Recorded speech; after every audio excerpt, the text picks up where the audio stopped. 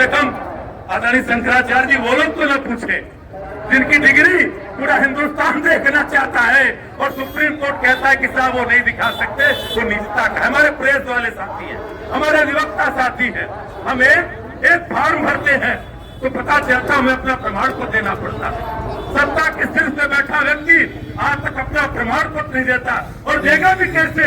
जब तक वो गुजरात का मुख्यमंत्री था उसने पत्नी के कालम में शंकराचार्य जी अपने पत्नी का नाम नहीं जिक्र किया, तो जो अपने पत्नी के नाम का जिक्र नहीं करते वो अपनी डिग्री कैसे दिखाएंगे? और यहाँ पर गौरव पीठ के हमारे जो मंत्री मुख्यमंत्री साहब हैं, अरे कम से कम आप उस गिरवा का तो सम्मान करिए क्योंकि आप संविधान की शपथ लेकर के आए हो, और जो संविधान हमारे सेकुलरिज्म और सोशलिज्म की बात करता है क्योंकि आप आज धर्म गुरु नहीं हो, लेकिन जिस संविधान के तहत शपथ लेके बैठे हो वो संविधान के अनुच्छेद 25 और अनुच्छेद 26 में हमें अपनी धार्मिक स्वतंत्रता की बात करता है, उसके तहत आप शंकराचार्य से प्रमाण पत्र मांगने के हकदार नहीं हो। और योगी आदित्यनाथ जी अगर आप माफी मांगते हो तो ये दावे के साथ कहता हूं कि शंकराचार्य जी का हृदय इतना कोमल है कि आपको माफ करने का काम करेंगे, क्योंकि आप वही लोग थे जब बनारस में शंकराचार्य जी के ऊपर लाठीचार्ज हुआ था, उस समय समाजवादी पार्टी की सरकार थी,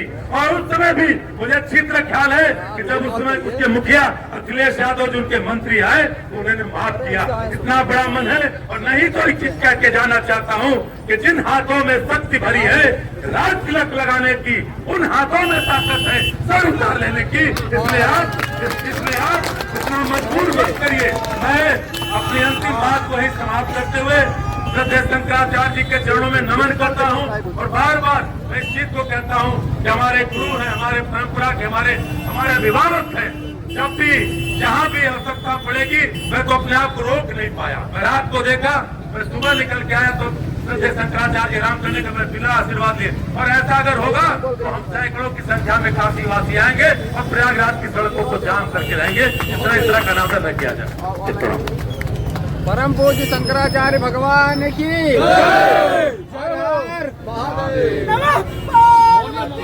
जय।